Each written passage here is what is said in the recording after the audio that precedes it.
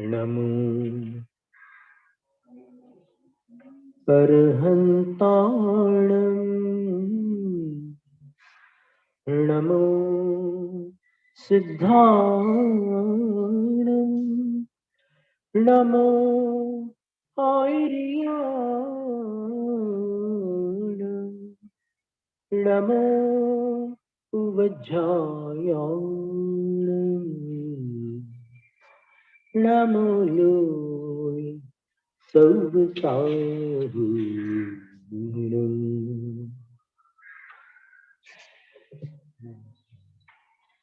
नमस्ते। वंदना माता जी, वंदना माता जी।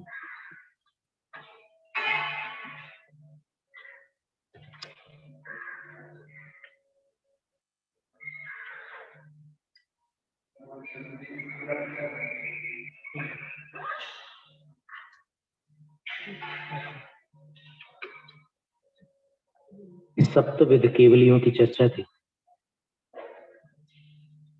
नमोकार के 3 पाठों में सातों केवलियों को नमस्कार किया गया है। केवल नमो अरहंताणम की जो 2 व्युत्पत्ति हो रही है संस्कृत भाषा में, तो उसमें अर्ह धातु से बना हुआ जो नमो अरहंताणम पद है, वहां तीर्थंकरों को नमस्कार है। और र से बना हुआ जो है, हन धातु से बना हुआ है, वहां पर वो स्थिति नहीं है। वहां पर सातों केवली है।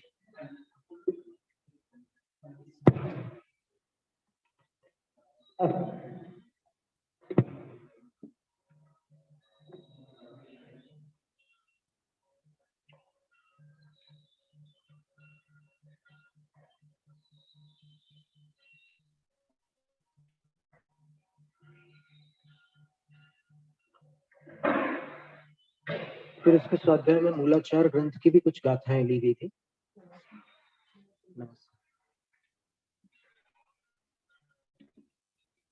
अरहंत शब्द कैसे बना है, उसको लेकर मूलाचार ग्रंथ में भी कुछ गाथाएं थी।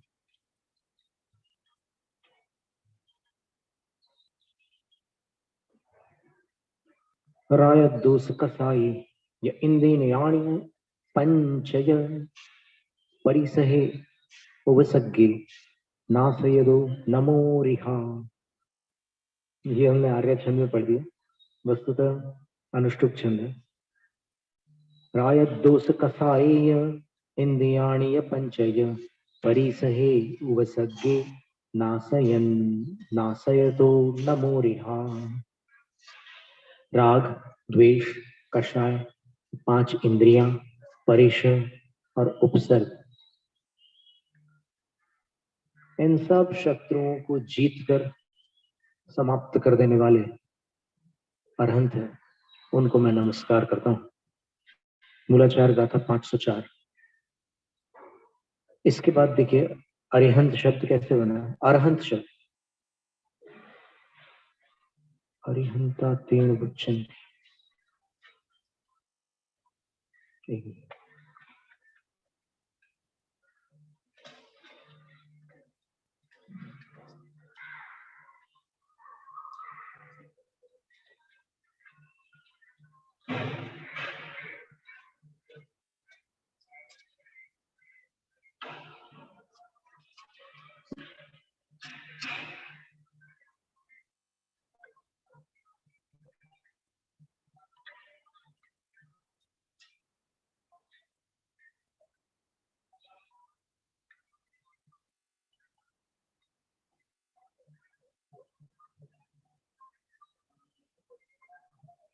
देखिए इसमें पाठ अलग है, वहां टिप्पण में उन्होंने अरिहंता दिया, यहाँ अरहंता है मूलाचार में, मूल में।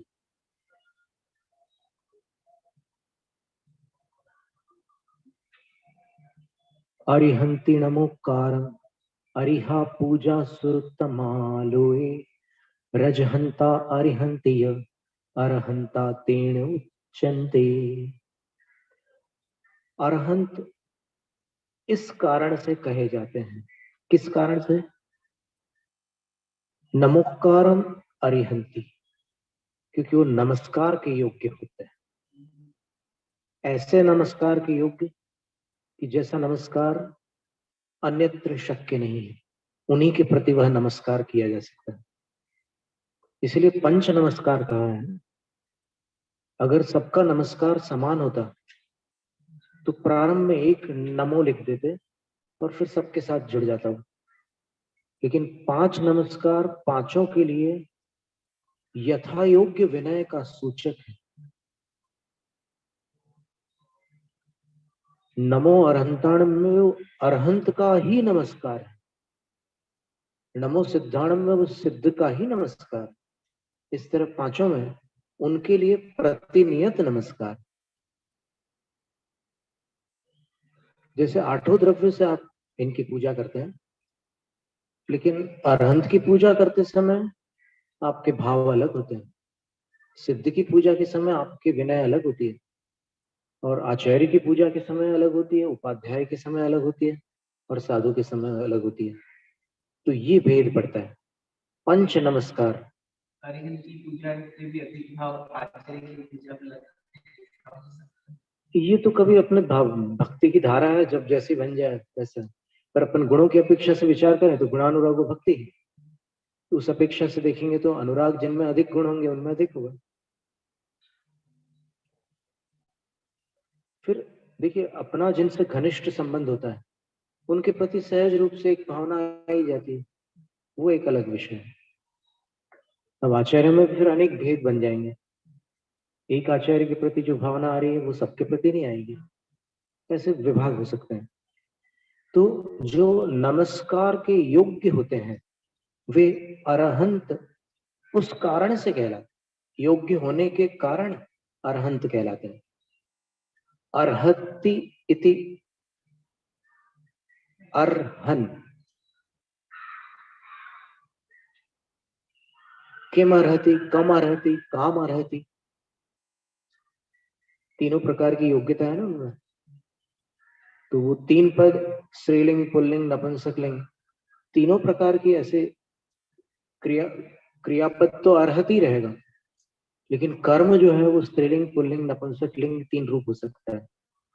जैसे अर्हणाम अर्हति इति अर्हंत, अर्हन, अर्हणाम अर्हति इति अर्हन। अर्हणा का अर्थ क्या है? पूजा।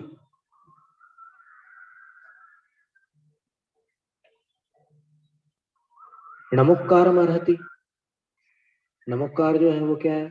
स्त्रीलिंग है, पुल्लिंग है, नपुंसकलिंग है। डुक्री करने में नमा पद को जोड़ दिया गया है, तो कर्णम कारः, नमस्करणम नमस्कार, तो नमोकार बन गया प्राकृत में। नमो यारो भी बनता है प्राकृत में, नमोकारो भी बनता है, सभी रूप बनते हैं। तो इसमें कोई गलत और सही का भेद नहीं है, पर वो कौन सा लिंग है इस पर विचार करें तो घय प्रत्यय के साथ हमेशा पुल्लिंग होता है। तो नमस्कार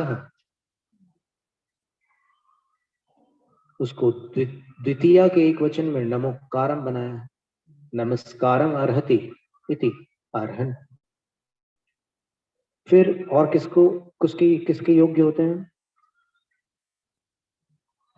अर्हंति नमोकारम अरिहा। फिर सुरोत्तमा पूजा,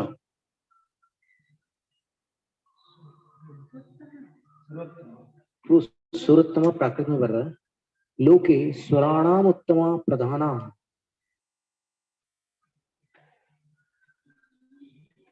जिस पूजा में सुरों में जो उत्तम है वो प्रधान है, अर्थात इंद्र प्रधानतया जिनकी पूजा करता है पंच कल्याणकों की।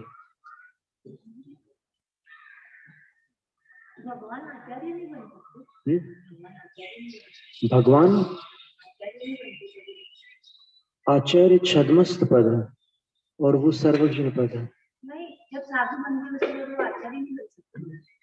साधु बनने के बाद आचार्य बन सकते, तीर्थंकर आचार्य नहीं बनेंगे, लेकिन अन्य कई केवल हैं जो आचार्य बनते हैं। विद्युत चोर आचार्य थे, 500 शिष्यों के गुरु। अब विद्युत चोर बोलना गलत है, वैसे गाथा में ही लिखा है विद्युत मुनिराज।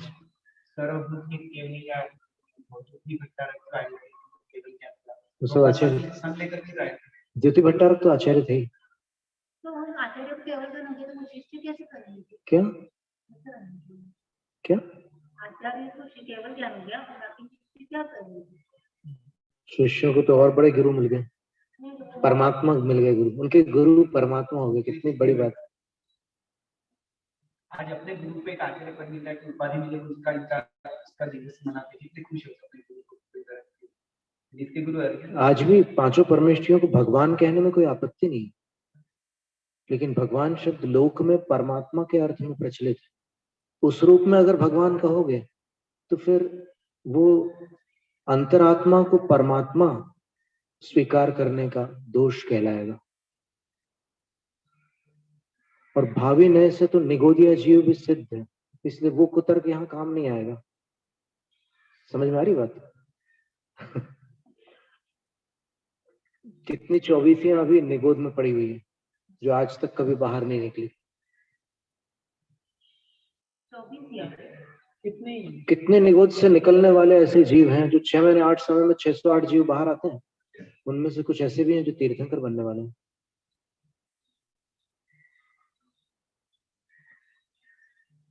तो इसलिए क्या है कि यहाँ पर भक्ति के मार्ग में बुद्धि को ज्यादा बीच में लाने की आवश्यकता नहीं है। बुद्धि का मैदान पार करके भक्ति का बगीचा शुरू होता है।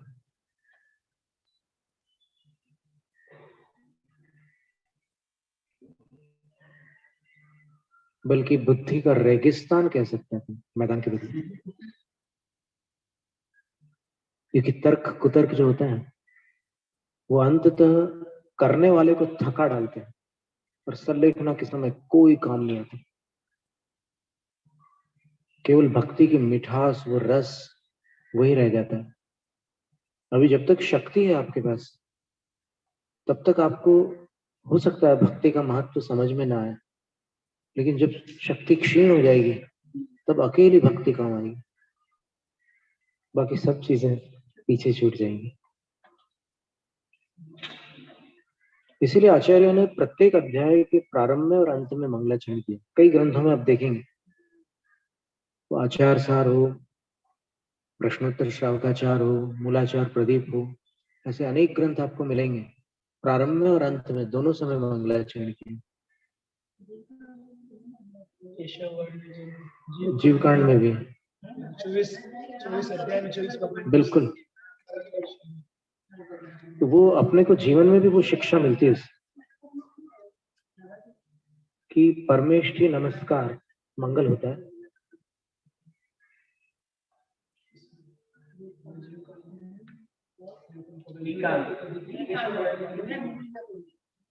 नहीं कोई बात नहीं, अपन जहां है वहां अपन क्या है कि जो धारा चल रही है उससे बाहर ना जाए, ये बात ध्यान में रखने की कि जो धारा चल रही है कभी कोई ऐसे शब्द या कोई विषय निकल आते हैं तो अपन उसमें प्रवेश कर जाते हैं।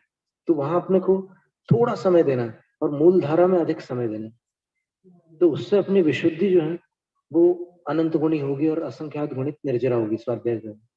ये बात है।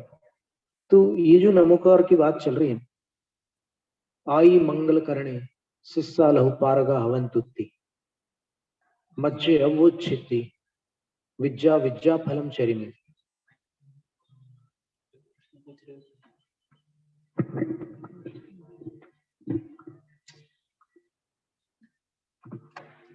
प्रारंभिक मंगलाचरण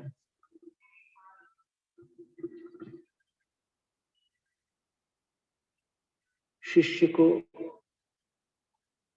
अल्प काल में शास्त्र का पारगामी बनाते हैं। प्रारंभिक मंगलाचरण, इसलिए जो लोग प्रारंभ में मंगलाचरण के समय उपस्थित नहीं होते हैं, सामान्य चर्चा, कहीं स्थान विशेष की बात नहीं, उनकी बुद्धि में जो विषय जाता है जिनवाणी का वो अस्त व्यस्त हो जाता है, वो पारगामी नहीं हो पाते। तो प्रारंभिक मंगलाचरण शिष्यों को पारगामी बनाता है और अल्पकाल में बनाता है। मध्य अवोच्छित्ति, मध्य में मंगलाचरण करने पर ज्ञान की जो आराधना है वो विच्छित्ति को प्राप्त नहीं होती, खंडित नहीं होती, अखंड बनी रहती। और अंत में मंगलाचरण करने पर विद्या फलम, ज्ञान का फल प्राप्त होता है। और ज्ञान का फल क्या है? व्यवहार और निश्चय चारित्र। नाणस फल मुपेक्षा, वीरसेनाचार्य महाराज ने लिखा है कि ज्ञान का फल समता भाव है। प्रसंग आने पर समता भाव का होना ज्ञानी की पहचान है। अनुकूलता में समता रखना तो ठीक है, अथवा समता की चर्चा या समता का चिंतन करना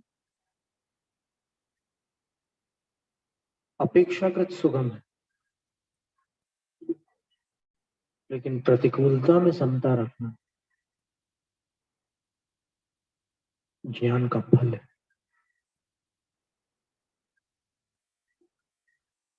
ये सब आचार्यों के अनमोल वचन है।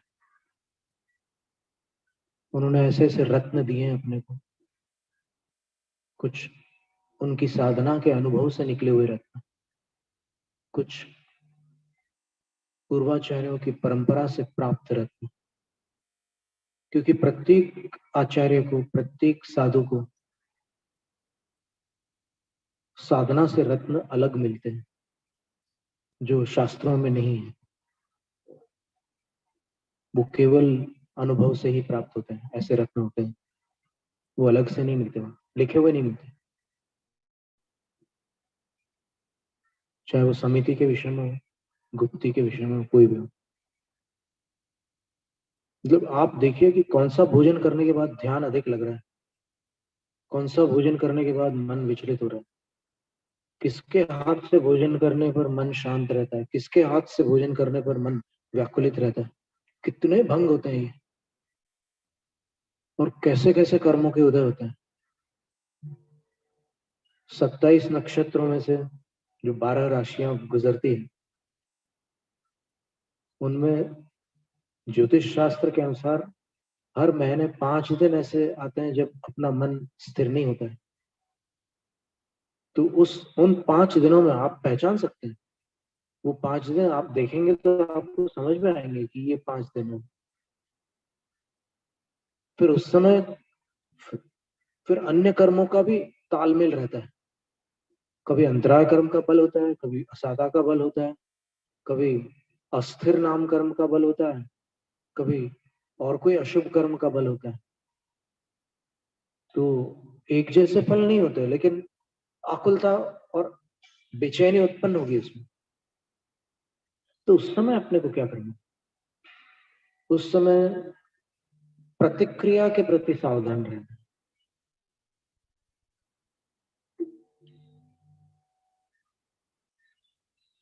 क्योंकि सब नहीं जानते कि आपके कौन से कर्म का उदय है और आपकी क्या परिस्थिति है। मनस्थिति और परिस्थिति सबको नहीं पता। इसी का नाम संयम। प्रतिक्रिया को कभी असंतुलित न होने देने का नाम संयम।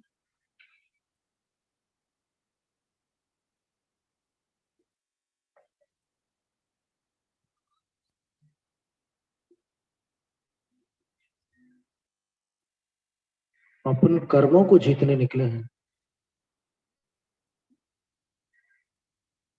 तो पीड़ाओं में असंतुलित क्यों हो? वो संतुलन ही निर्जरा का कारण है। नाणस फलम विवेक,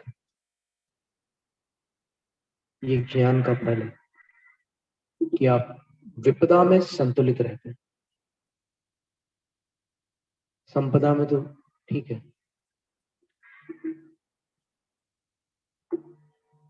तो व्रत अंगीकार करना अलग बात है, व्रत पालन करना अलग बात है। व्रत पालना सही है, और समितियों के साथ पालना सही है।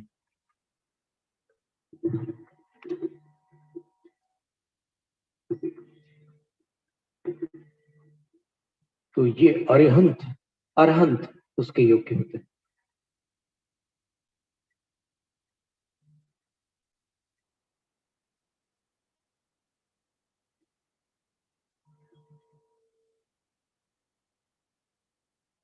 कितना बड़ा काम कर लिया उन्होंने, वो कहाँ पहुंच गए। किसी जन्म में अपने साथी भी रहे होंगे। 24 में से कोई ना कोई तीर्थंकर अपने कोई सगे संबंधी नहीं रहे होंगे अनादिकाल से, फिर वो कहाँ पहुंच गए और अपन यहीं छूट गए। ऐसा सोचकर कभी कभी तो आंसू आ जाते हैं।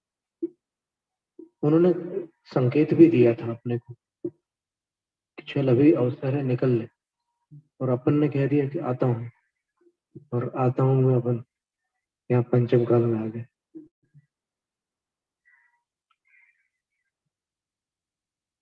इसलिए ये भी एक बहुत विवेक का काम है कि अपने जीवन में कब मोड़ आ रहा है, कहाँ मुड़ना है, इसको अपन पहचान सके।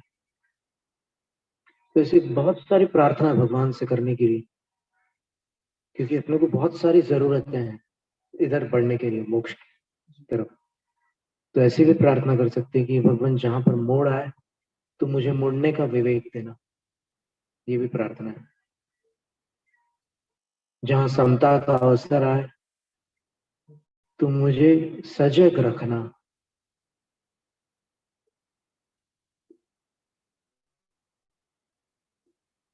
जहां मन विचलित हो वहां मुझे अपना स्मरण देना।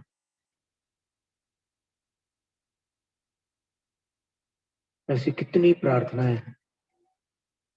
नमो अरहंताणम अपन बोल रहे हैं तो एक बार नमो अरहंताणम इस निमित्त से बोल रहे हैं, एक बार नमो अरहंताणम उस निमित्त से बोल रहे हैं। अपन हजारों बार नमो अरहंताणम बोल सकते हैं, हजारों निमित्तों से, और अपन हजारों संकटों को पार करके उनके पास पहुंच सकते हैं जहां वो पहुंच गया। कितनी अद्भुत बात है। और कितनी परीक्षाएं होती रहती, क्योंकि पंचम काल है तो क्षेत्र प्रतिकूल है, काल प्रतिकूल है, इसको कोई शक्ति अनुकूल नहीं बना सकती। जितने हजार वर्ष बीत गए महावीर स्वामी के, तो उसको लौटा नहीं सकते कोई। तो इस समय अपने को नमो अरहंताण सत्तक्षर सज्जान, बस नमो अरहंताण यही ध्यान अपना उद्धार कर सकता है। अधिक बोलने की आवश्यकता नहीं, अधिक व्याख्यान की आवश्यकता नहीं, ये करने की चीज है, बोलने की नहीं। अपने को पता चलता है जब भी पीड़ा हो तो समझना कि अपना अपने से संपर्क टूटा है, पर से संपर्क जुड़ा है। ये सुनिश्चित है, क्योंकि कषाय की उत्पत्ति स्व में स्व से नहीं हो सकती।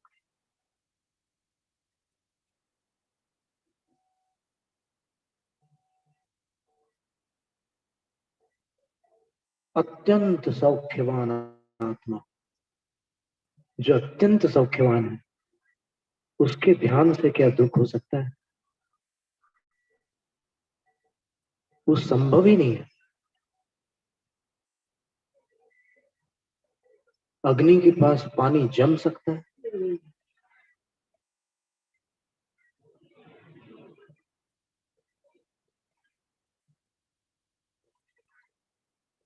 और फिर ये जैसे अपन नमो अरहंताणम की बात कर रहे हैं, अपने लिए जो अपन मोक्ष मार्ग में जाने वाले जो लोग हैं उनके लिए एक कोर्स है ये अवधि जो है अपने अंतिम श्वास तक की,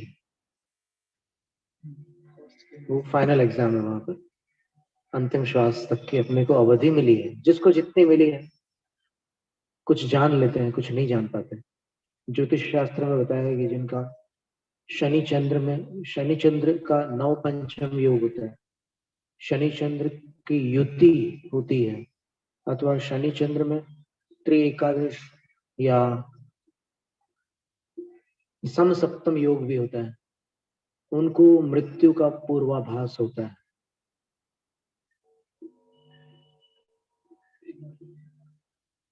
शनि चंद्र का समसप्तक योग, यानी शनि के 7वें स्थान पर चंद्र है और चंद्र के 7वें स्थान पर शनि है, वो समसप्तक योग होता है। दोनों एक दूसरे के साथ में। हाँ। फिर शनि चंद्र का नव पंचम योग,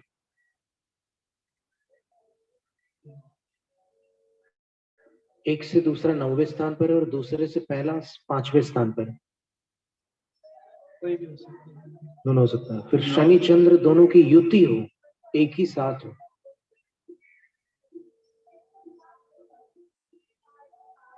और ऐसे शनि चंद्र का त्रि एकादश योग भी होता है।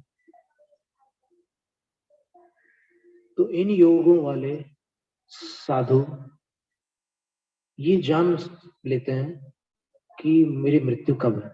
साधु श्रावक भी जाने। श्रावक भी जान सकते हैं। जैसे सिद्धप्पा स्वामी थे, उन्होंने कह दिया था कि अमुक तिथि पर कुंभोज बाहुबली में है, उन्होंने कह दिया था कि अमुक तिथि पर सवेरे 8:30 बजे मेरा महाप्रयाण होने वाला है। उन्होंने पहले कह दिया था।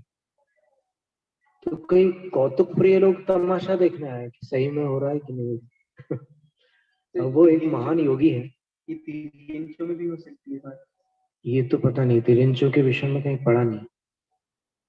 क्योंकि उनकी भी कुंडली तो उनकी बन सकती है। वो तो कर्म था, सबका कर्म का योग तो सभी का रहता है। अब आप बताइए, दीक्षा योग में भी कितना स्पष्ट उल्लेख है कि अमुक नक्षत्र में दीक्षा लेने पर दीक्षा भंग होती, अमुक नक्षत्र में दीक्षा लेने पर 5 शिष्यों का गुरु बनते हैं, अमुक नक्षत्र में दीक्षा लेने पर 12 शिष्यों के गुरु बनते हैं, अमुक नक्षत्र में दीक्षा लेने पर 70 शिष्यों के भी गुरु बनते हैं। ऐसे सब उल्लेख आता है। और जिनके सैकड़ों शिष्य हैं उनके कौन से? वो फिर कोई महापुण्यशाली कोई आचार्य होते हैं।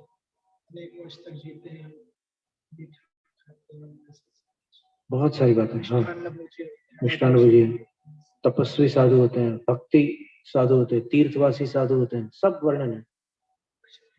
ये काल शुद्धि के अंतर्गत सारी बातें आती है। तो आचार्य शांति सागर महाराज जी ने गुजरात में एक ही गांव में 2 चौमासे किए, सन 1935 और सन 1940 में। उस गांव का नाम है गोरल। और वहां पर एक विद्वान थे ज्योतिष के। तो आचार्य श्री ने ज्योतिष शास्त्र को अच्छी तरह से पढ़ लिया। तो पंडित जी ने पूछा, दिवाकर जी ने, अथवा और कोई पंडित जी भी हो सकते हैं, संभवतः दिवाकर पंडित जी थे। उन्होंने पूछा कि क्या महाराज जी आप इस पर विश्वास करते हो?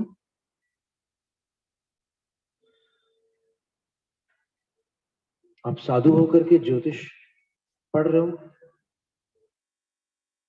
तो आचार्य श्री ने कहा कि ज्योतिर्विद्या एक विद्या है, द्वादशांग में उसका वर्णन है। अष्टांग निमित्त में भी अंतरिक्ष नामक एक निमित्त है,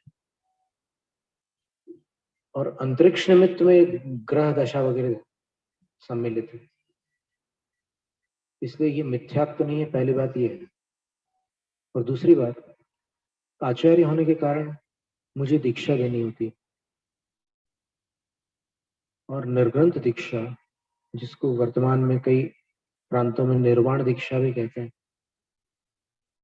ये बच्चों का खेल नहीं है। और इसके लिए मुझे काल शुद्धि देखनी होती है।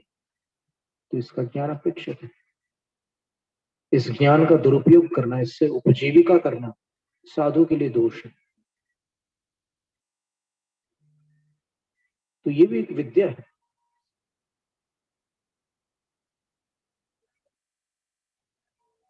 कल्याणकारक ग्रंथ में 3 ऐसे काव्य हैं जिनमें ये स्पष्टीकरण है कि जाति स्मरण कौन से जीव को होता है।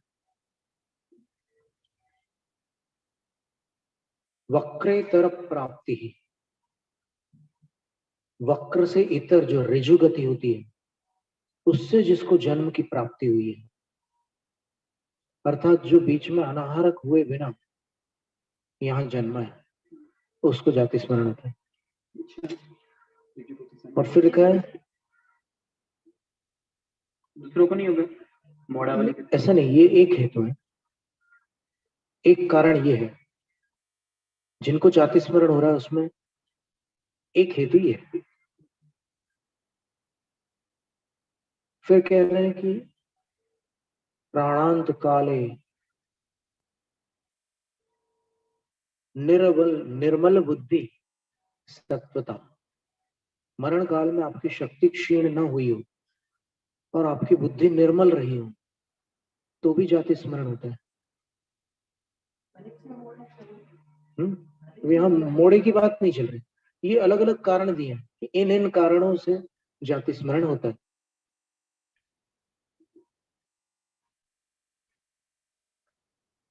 प्राणांत की निर्मल बुद्धि सत्वता वक्रेतर प्राप्ति,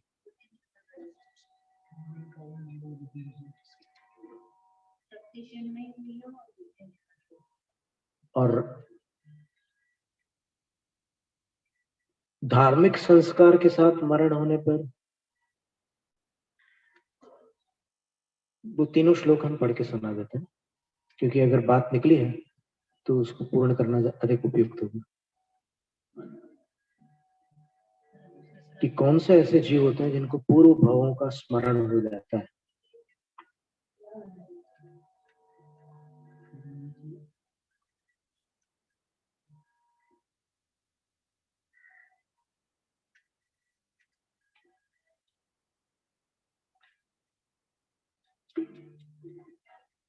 बड़ा ग्रंथ है कल्याणकारी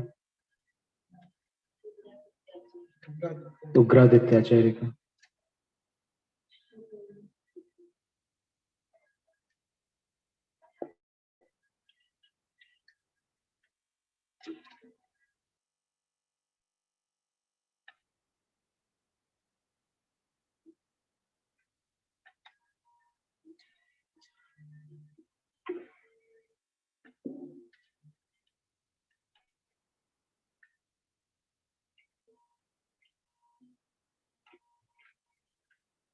केवली वाला लंबा जाएगा।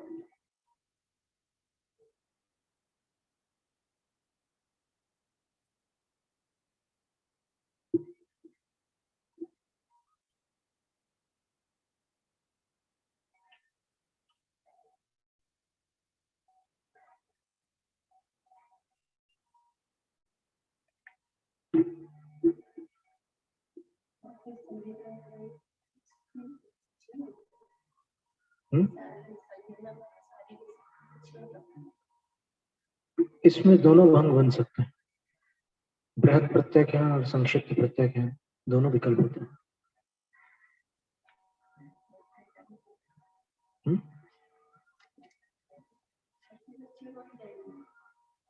ये जाति स्मरण विचार करके काव्य दिए हुए हैं। तीसरे अधिकार का 14वां काव्य, 15वां काव्य, 16वां काव्य।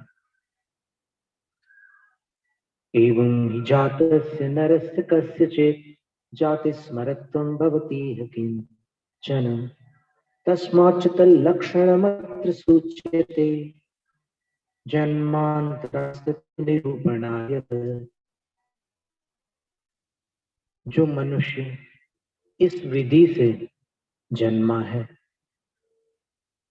उसको जाति स्मरण होता है। इसलिए जाति स्मरण के कुछ लक्षण यहाँ सूचित किए जा रहे हैं और इस प्रकरण से जन्मांतरों का अस्तित्व भी प्रमाणित हो रहा है। पुनर्जन्म की सिद्धि हो रही है।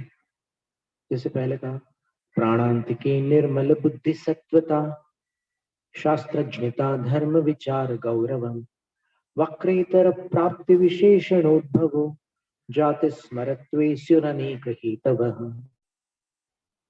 जाति स्मरण में अनेक हेतु हो सकते हैं।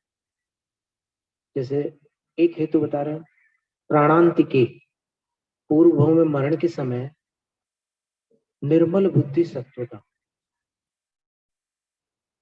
इसके दो अर्थ होते हैं, एक निर्मल बुद्धि रही हो और उसके साथ में ये सत्वता यानी शक्ति भी रही है, और दूसरा अर्थ निर्मल बुद्धि की सत्वता रही है, निर्मल बुद्धि का अस्तित्व रहा। फिर शास्त्रज्ञता, पूर्व भाव में मरण के समय आपके पास शास्त्र ज्ञान रहा हो, तो भी जाति स्मरण होगा। फिर तीसरा कह रहे हैं धर्म विचार गौरव, धार्मिक विचारों का गौरव। यहां पर गौरव शब्द का अर्थ है उसका जोर, उसका वजन रहा धार्मिक विचारों का। मरण के समय अगर आपका ध्यान धार्मिक विचारों से भरा रहा, भरपूर रहा, तो भी जाति स्मरण होता है। फिर वक्रे तरफ प्राप्ति, ऋजुगति से जन्म हुआ हो। तो ऐसे अनेक विशेषणों से युक्त जाति स्मरण के हेतु होते हैं, और हेतु एक ना होकर के अनेक हो सकते हैं। और कब होता है जाति स्मरण? ये सब लक्षण है उस जीव में, लेकिन फिर भी कोई और नौकर्म भी अपेक्षित है, क्योंकि ये तो पूर्व भव के उसके वो हो गए हेतु, लेकिन इस भव में भी कुछ अपेक्षित है। वो क्या है? श्रुत्वा च दृष्ट्वा च पुराण निषेवितान् स्वप्नात् भयात् तत्सदृशानुमानतः साक्षात् स्वजातिं परमां स्मरन्ति तां कर्म क्षयादौपशमाच्च देहिनः। इस भव में ये आवश्यक है जाति स्मरण के लिए। क्या? तो सबसे पहले बोल रहे हैं कि निषेवितान श्रुत्वा, पूर्व भव में जो आपने सेवन किया जिन पदार्थों का, उनके बारे में सुन कर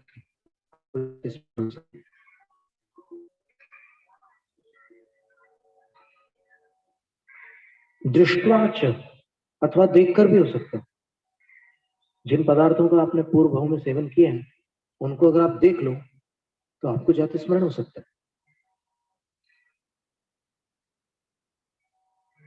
या सदृशानुमानत, उसके सदृश कुछ देख लोगे तो अनुमान से आपको जाति स्मरण होगा। जैसे कबूतर और कबूतरी को देख करके जय कुमार और सुलोचना को जाति स्मरण हो गया।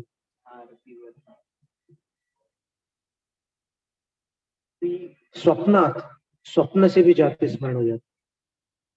जैसे अभी उदाहरण आता है ना, चेन्नई में एक सज्जन है, उनको सपना आया कि मैं पूर्व भाव में महावीर स्वामी के दर्शन कर चुका हूँ, और वहां मैंने क्या उपदेश सुना था वो पूरा उसने लिखा है अपना सपना। साक्षात महावीर स्वामी के, मुस्लिम व्यक्ति है, श्री एम उसका नाम है। क्या बोला उसने? और उसने 2 पैराग्राफ में पूरा दिव्य ध्वनि का संपूर्ण सार उन्होंने बता दिया। क्या है? वो अभी खोल के बता दूं। पूरा थोड़ी याद होता है जाति स्मरण, कुछ कुछ चीजें याद आती नहीं, जितना उसको याद आया उसने लिखा कि मैं एक विलासी सेठ था और मेरा नाम क्या था वो भी लिखा उसने। अवधि ज्ञान की वगैरह की सीमा होती है जाति स्मरण में भी कुछ लिमिटेड। वो जितना इसमें नीचे यही लिखा, अंतरंग हेतु क्या है? तो देही न कर्म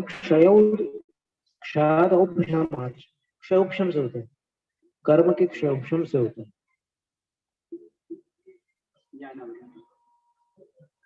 स्वप्न से होता है, भयात, किसी चीज से अकारण डर लग रहा है, और उस समय अगर जाति स्मरण हो जाए तो समझ में आ जाएगा कि अरे इससे मेरे को बहुत क्षति पहुंची है। पहले अकस्मात भय, अकारण भय,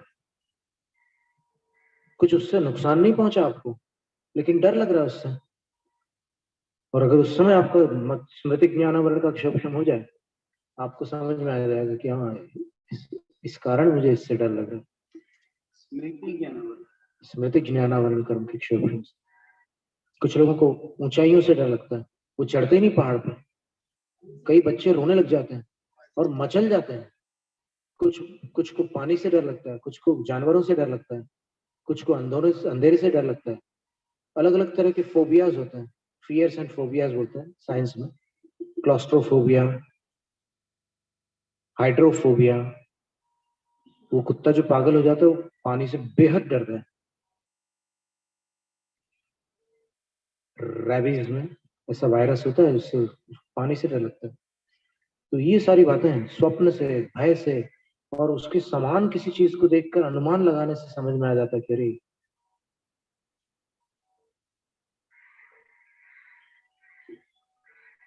ऐसे ऐसे उदाहरण है जाति स्मरण के कई हमने अपने जीवन में कई ऐसे लोगों से मुलाकात की जिनको जाति स्मरण था। एक बच्ची थी ललितपुर में, शंभू उसका नाम था, और वो सामने उनका वो भोजनालय था, तो वो अपने पापा को बोलती कि ढंग से बनाओ, आप कैसे बना रहे हो भोजन। 7 साल की बच्ची, तो बोले तेरे को आता है क्या, तो वो पूरी विधि बताती है भोजन बनाने। फिर बोले कि तेरे को कैसे मालूम, तो बोले कि मैं तो वहां रहती थी मुंबई में, तो अभी मैं अभी तुम्हारे पास आ गई हूँ। और सब वर्णन करते थे कि हमारे यहाँ काली एम्बेसडर कार थी, ऐसे सीढ़ियां थी चढ़ने की, और मेरी सास का नाम और मेरे सास ससुर का नाम ऐसा था। सब दुनिया की बातें करते थे। फिर कई बच्चे बड़े होकर के भूल भी जाते हैं। तो ऐसे जाति स्मरण के तो बहुत सारे ऐसे उदाहरण हैं। हमने खुद उससे बात की, उस बच्ची से, 7 साल की थी, छोटी सी आती थी, बैठती थी। उसको वहां लेके जाना चाहिए तो उसको और भी चीजें याद आती तो ऐसे 45 लोगों को ले जा चुके हैं लोग। बैंगलोर में एक इंस्टीट्यूट है, mental health and neuro sciences research centre, तो 45 लोगों पर उन्होंने शोध की है। निष्कर्ष ये निकाला कि there is something which exist beyond this body. कोई ऐसी चीज है जो शरीर से परे भी अस्तित्व रखती है, ये निष्कर्ष निकला। तो अब ये आत्मा या वो, तो वो लोग नहीं बोलते, उस वैज्ञानिक लोग उसको वो नहीं बोलते।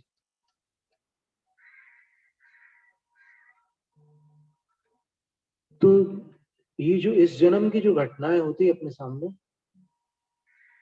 वो मान लो उसमें कोई निषेक 3 जन्म पुराना उदय में आ रहा है, कोई निषेक 25 जन्म पुराना उदय में आ रहा है, कोई निषेक 160 जन्म पुराना उदय में आ रहा है। और ऐसा पूरा कॉम्पैक्ट जो पैकेज है वो एक साथ एक समय प्रबद्ध के रूप में उदय में आता है। फिर अपन यहाँ पर एकदम होश गंवा बैठते हैं।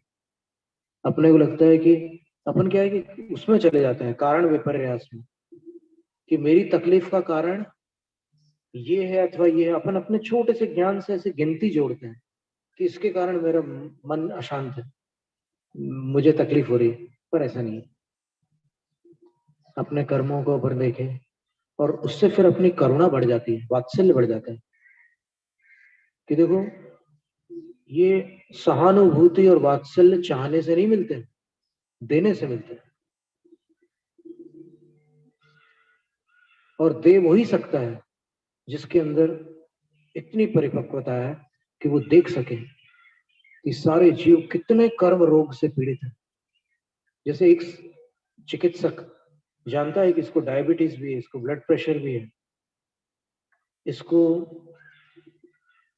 त्वचा के रोग भी है, इसकी किडनी में भी परेशानी है, वो सब जानता है, और उसके बाद उसके साथ वो ऐसी बात करता है कि उसका दिल न टूट जाए।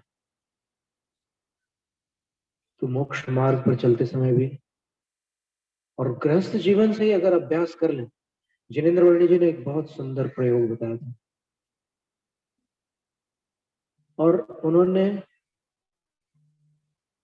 ये दावा किया था कि इस प्रयोग पर आप जो भी रिसर्च करना चाहो वो करके देख लेना, 5 वर्ष में वो महापुरुष न बन जाए तो मुझसे कहना। बोले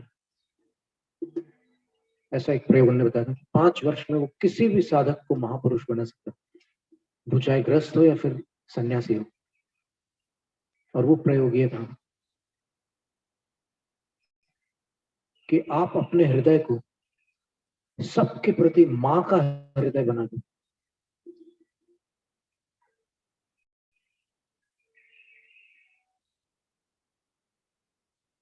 तो महापुरुष बनना अवश्यम भावी है।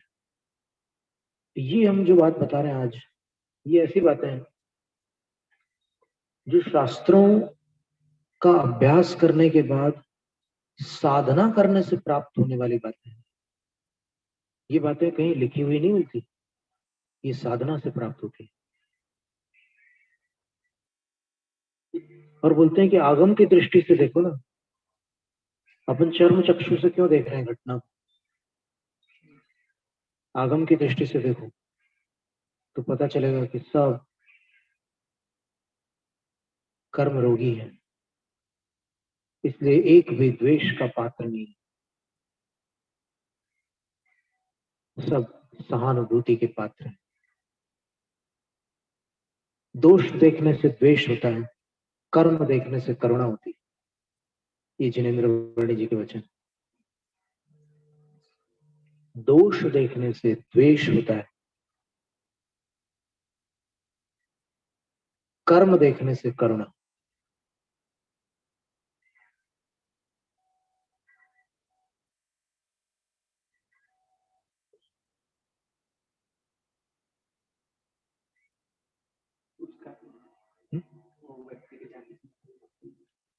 अच्छा, वो 2 पैराग्राफ आपको सुनना है अवश्य।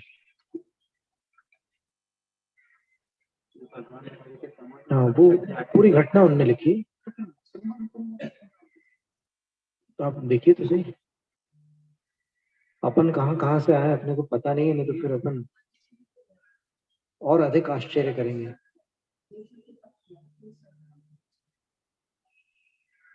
उनने पाटलिपुत्र से राजगृही तक एक संघ का विहार करवाया था। धना सेठ थे वो, और संघ ने उनको अनुमति तब दी थी, बोले कि तुम लॉयन क्लॉथ और फिर एक ऊपर का वस्त्र, 2 ही वस्त्र रखोगे तब हमारे साथ चलोगे। यानी क्षुल्लक मुद्रा में उनको साथ में चलने की अनुमति दी थी। फिर उनने अपने सेवकों को नियुक्त कर दिया था, तो वो सेवक तो उनको क्षुल्लक बनने के बाद भी अपना मालिक ही मान रहे थे। क्षुल्लक बनकर इनने सबका स्वामित्व छोड़ दिया था, और फिर वहां पाटलिपुत्र से राजगृही तक का सफर उन्होंने तय किया, और सब पूरा जुलूस था उनका, पूरी यात्रा थी। और उसके बाद फिर जो महावीर स्वामी के दर्शन हुए, क्या चित्रण है, देखो हम पढ़ के सुनाते हैं। ये धन्ना सेठ था, ये धना सेठ था, और इसे व्यसनी सेठ था, और इसको वैराग्य इसलिए हुआ कि ये पैसों में इतना आसक्त हो गया कि पत्नी को लगा कि मेरे से ज्यादा मेरे अपने पैसों से इसको प्रेम है, तो पत्नी अपने बच्चों के साथ चली गई अलग। तो इसको धक्का लगा। ये देखिए, ऐसा है कि अचेतन वैभव और चेतन संबंधी, वो वैभव बढ़ता जाता है और मनुष्य बहुत प्रसन्न अनुभव करता है अपने आप को, लेकिन जब जो संबंध टूटता है ना, तब उसको पता चलता है कि अचेतन वैभव जो है ये मुझे तृप्त नहीं कर रहा है। और बिना संबंध के मनुष्य सामाजिक प्राणी है, वो संबंधों की निर्मलता से जो तृप्ति होती है वो टूट जाता है उसके बिना। वो तो कोई ऐसे बिरले साधक होते हैं जो अपने अंतरंग से संबंध स्थापित कर लेते हैं कि उनको फिर आनंद का स्रोत मिल जाता है, और उनसे सबको आनंद की प्राप्ति होती है। ऐसे कुछ बिरले साधक होते हैं। क्रियाओं से भी अंदर जाना होता है विशुद्धि में, उस भाव जगत में जाना होता है। भाव विशुद्धि निमित्तम बाहिर ग्रंथ कीरिये चाओ, बाहिर चाहो वेलो अभ्यंतर ग्रंथ जुत्तस्य। बाहर की गांठ भावों की निर्मलता के लिए खोली जाती है दीक्षा के समय। अगर अंदर की गांठ नहीं खोली तो बाहर की गांठ खोलना सफल नहीं होगा। भाव पावड़ की गाथा है।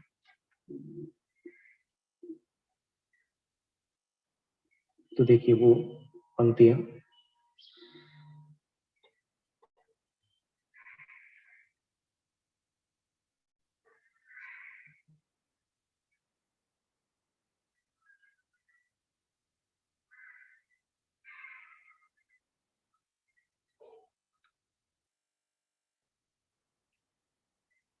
द जर्नी कंटिन्यूज नाम की एक बुक लिखी उन्होंने, उसका हिंदी अनुवाद भी अभी उपलब्ध हो गया। यात्रा जारी है शीर्षक उनकी पुस्तक का।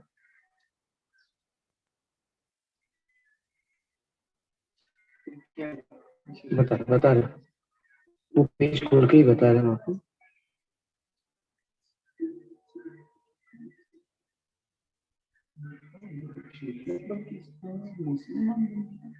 नहीं, हाँ, उस भाव में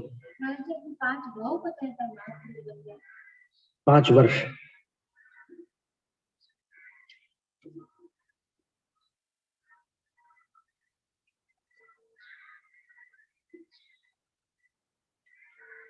और जिसको आत्म कल्याण की उतावली हो, वो हर घटना को छोड़ता चला जाए, किसी को पकड़े नहीं, पकड़ने से विलंब होगा।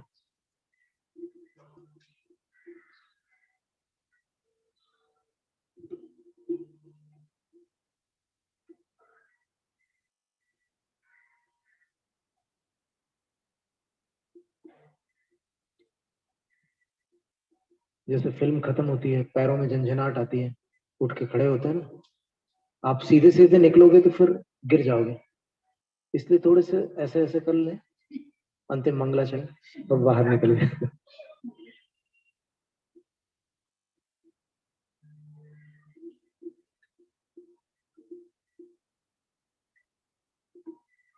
वो लिख रहे हैं कि मेरे पास इतना धन था जो राजा के पास भी नहीं था। मेरे पास इतनी स्त्रियां थी कि जो सबके पास नहीं हो सकती। मैं इंद्रिय सुखों में और मदिरा में डूबा हुआ था। जीवन के सरल सत्य से मेरा संपर्क टूट चुका था। मैं सिर्फ धन को बढ़ाना चाहता था, क्योंकि धन से ही मुझे ये सब इंद्रिय सुख प्राप्त हो रहे, और मेरा विश्वास था कि धन ही सुख की कुंजी है। लेकिन जब मेरी पत्नी चली गई, मेरे बच्चे चले गए, तब मेरा जीवन खोखला हो गया और मैं गंगा तट पर जाकर उदास बैठा। सायंकाल का समय था। मैं अपने आप को निराधार, असहाय और भारी समझ रहा था, धरती का भार समझ रहा था। यहां तक मैंने सोचा कि मैं कुछ समय बाद पानी में डूब जाऊं, गंगा के। और तभी मुझे दिगंबर साधुओं के दर्शन हुए। ये वर्ड उसने लिखा है कि I saw a number of wandering naked ascetics called Digambaras. आप ये सोचिए, आप दिगंबर शब्द वहां चौथे काल को बता रहे। Sitting on the near by Ghats and meditating. वो बैठे हुए थे गंगा तट पर, ध्यान लगाए हुए थे। Their faces reflected a tranquility and simplicity that I found quite attractive. बोले कि उनके चेहरों पर जो सरलता और शांति थी, वो मुझे दिखने लगी और मैं उनकी ओर आकर आकृष्ट हो गई। मैंने विचार किया कि कहीं इनके जैसा त्याग करने से, यानी शरीर पर एक धागा मात्र भी न रखने से सुख प्राप्त होता है? क्या त्याग से शांति मिलती है? उनकी मुख मुद्रा को देखकर मेरे मन में विचार आया। वो सेठ लिख रहे हैं, इस भाव में कुछ और बनकर के लिखा। मैं उनके पास पहुंचा, बैठ गया।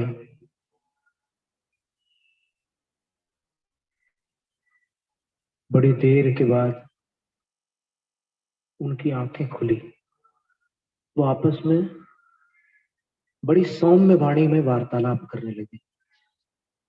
कितने सुंदर शब्द हैं। मुझे लगा कि उनमें से एक जो है वो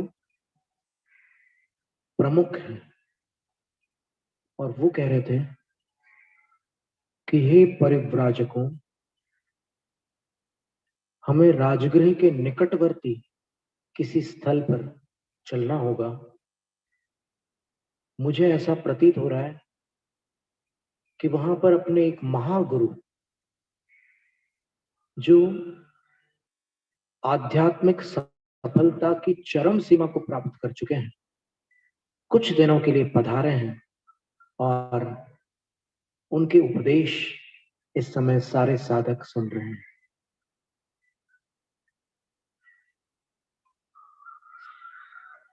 और वो जो गुरु थे उनके, जो उनमें प्रधान थे साधुओं में, मेरे परिचित थे। नहीं, यहाँ पर एक दूसरी बात, वो आचार्य कह रहे हैं अपने शिष्यों से कि वो जो दिगंबर है, हम लोग भी दिगंबर हैं, और वो जो दिगंबर हैं जो राजगृह में पधारे हुए हैं, वो मेरे पूर्व परिचित रहे।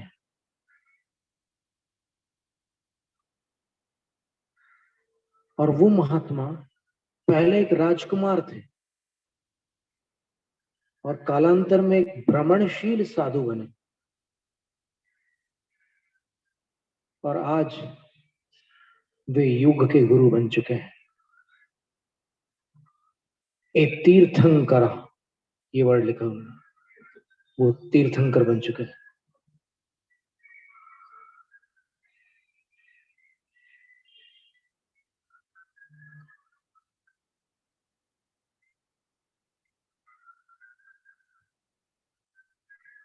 चलो हम शीघ्रता से राजगृह की ओर प्रस्थान करें।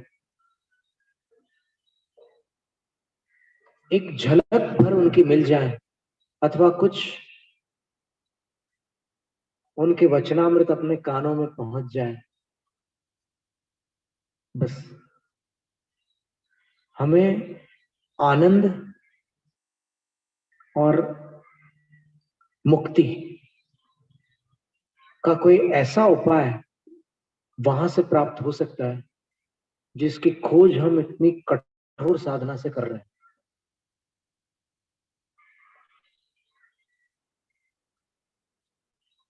मेरे हृदय की अंतस्तम गहराइयों में कुछ हिल गया। मेरे पास भारी धन था, चलो मैं तो मरने की सोच रहा था, ये एक अवसर है, तीर्थंकर को देख लूं, वो आत्महत्या करने वाले सोच रहे हैं, धना सेठ, तीर्थंकर को देख लूं। मैंने उन साधुओं से बातचीत की। एक लंबी यात्रा थी, पाटलिपुत्र से राजगृह तक की एक यात्रा थी। मैं उनकी सारी आवश्यकताओं को पूर्ण करूंगा, वो कह रहे हैं। मार्ग में जो भी आपको आवश्यकताएं होंगी मैं उसका ध्यान रखूंगा। पहले भी सेठ लोग भी घर करा देते। बिल्कुल, अगर आप मुझे अपने साथ चलने की अनुमति दें तो मैं सेवकों की भीड़ लगा दूंगा। और फिर मैंने वैसे ही किया। मैंने भोजन की व्यवस्था की, धन की व्यवस्था की, 4 असिस्टेंट्स रखे, और सातवाहों का एक समूह भी मैंने साथ में रखा, जो रक्षक होते हैं, लुटेरों से यात्रा संघ की रक्षा करते हैं, उनको सातवाह कहते हैं। और मैंने उनके साथ पद विहार प्रारंभ किया। मेरे लिए बहुत कठिन काम था, क्योंकि वो नंगे पांव चलते थे और बड़े कठिन मार्ग से चलते थे, और मुझे सिर्फ एक कोपिन और अपर गारमेंट यानी दुपट्टे की अनुमति थी। बड़े दिनों बाद, बड़ी कठिन यात्रा के पश्चात हमें वहां पहुंचना था, और वो श्रमण थे, ये शब्द भी लिखा हुआ है। देखिए कई शब्द हैं इसमें जो अंग्रेजी भाषा के नहीं है। वो श्रमण थे, और वो इतने उदासीन थे कि किसी परिस्थिति में उनके चेहरे पर कोई शिकन मुझे देखने को नहीं मिली पूरी यात्रा में। हम लोग उस स्थान पर पहुंचे जो राजगृह से अधिक दूर नहीं था, और एक आश्चर्यजनक दृश्य आंखों के सन्मुख उपस्थित हुआ। वहां पर एक बड़े ही सौम्य छवि वाले, बड़े ही मनोहर दिखने वाले पुरुष, जो सचमुच उनकी छवि को देखने से राजसी लगते थे, राजा से कम नहीं लगते थे, और पूर्णतः निरावरण थे। अशोक वृक्ष के नीचे क्रॉस लेग्ड बैठे थे, पैरों को क्रॉस करके पद्मासन में बैठे।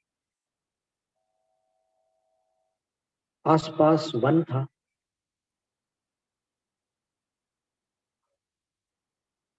और वो उस वन के मध्य सिंह के समान शोभित हो रहे थे।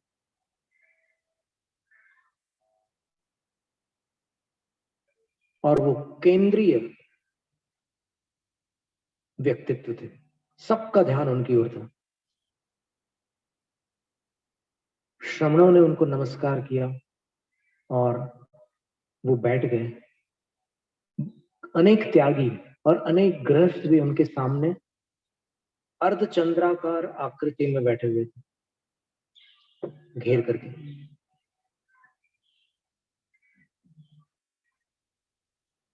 व्यापारी, साधु, राजा, राजकुमार, पुरुष, स्त्री, वृद्ध और युवा, और यहां तक कि कुछ श्वान और हरिण भी उनके पास बैठे हुए थे। ये स्वप्न में चल रहा है, ये जो कुछ है ये स्वप्न में आ रहा है। उसके स्वप्न में हाँ, ये स्वप्न में आ रहा है, और उस स्वप्न को उसने लिखा है। जाति स्मरण बाद में हुआ है। नहीं, ये स्वप्न में जाति स्मरण हुआ ना। स्वप्न में भी जाति स्मरण? बिल्कुल, अभी तो अपन ने पढ़ा श्लोक में। स्वप्न देखने के बाद में जाति स्मरण होगा ना, स्वप्न देखते देखते स्वप्न में भी हो जाते हैं। स्वप्न से जाति स्मरण हो रहा है, अर्थात स्वप्न में जो दिख रहा है उससे जाति स्मरण हो गया। अभी तो जो लिखा है उसमें अपन जा रहे हैं, इस पर अपन सैद्धांतिक चर्चा बाद में कर सकते हैं, और भी जो अपन हुआ वो उसको बाद में कर लेते हैं, क्योंकि ये जो धारा है बहुत अद्भुत है, इसकी विशुद्धि को अपन बनाए रखते हैं।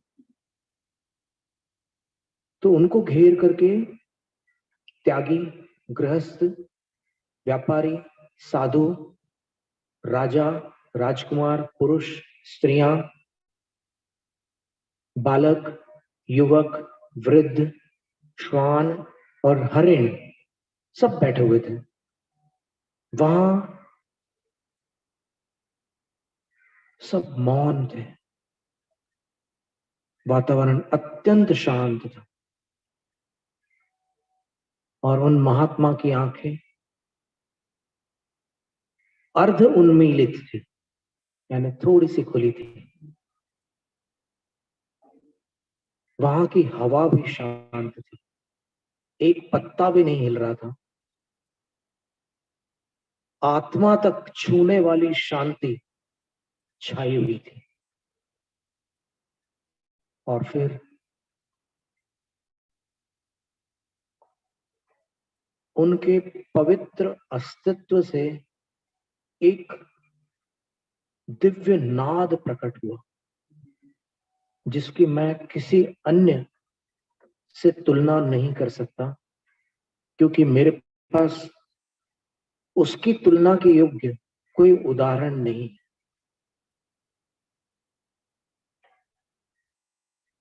वह गहरा नाद था, उसमें एक गूंज थी, उसमें एक मिठास थी,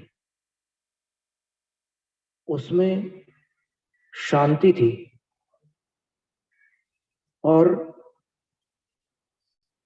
सुकून मिलता था, ऐसा नाद था। उसमें कोई शब्द नहीं थे,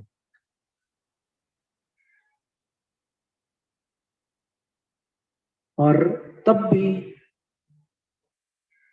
वह ध्वनि शांति को प्रसारित कर रही थी, और जो कुछ जिसके लिए आवश्यक है वो बता रही थी। क्या शब्द है? मुझे जो समझ में आया है मैं लिखता हूं। This is what I understood. प्रत्येक प्राणी को जीवन प्रिय होता है। सभी जीव सुख खोजते हैं।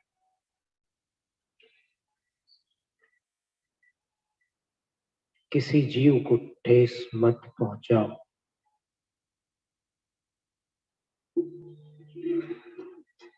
किसी का वध मत करो।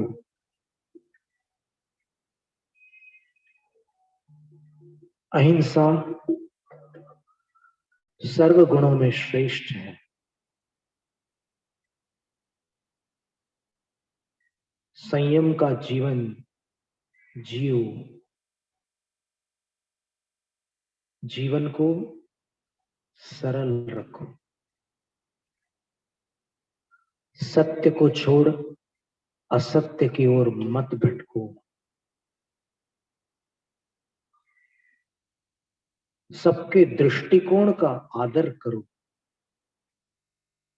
क्योंकि सत्य मल्टी डायमेंशनल अनेकांत रूप है। अहंकार को छोड़ो और मुक्त हो जाओ। इस नश्वर देह और जगत से हटकर तुम्हारी अविनाशी आत्मा है, जिसकी शुद्ध अवस्था अलौकिक है।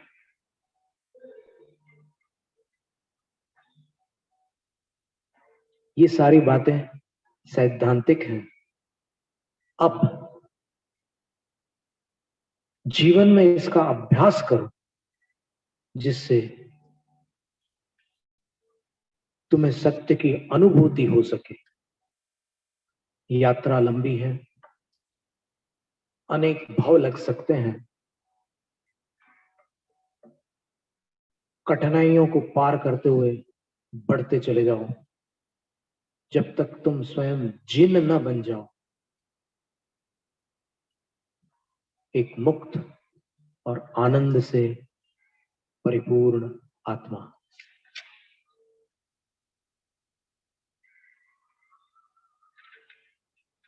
मेरे हृदय में एक अलौकिक शांति का प्रवेश हुआ और इस नाद को सुनकर मैं स्वयमेव भक्ति से झुक गया। मुझे नमस्कार नहीं करना पड़ा, मैं नत हो गया। कितना अंतर है दोनों में। मैंने नमस्कार नहीं किया, मैं नत हो गया। नमो अरहंताण। ये आज का सार था। जय नम जय तुशासन।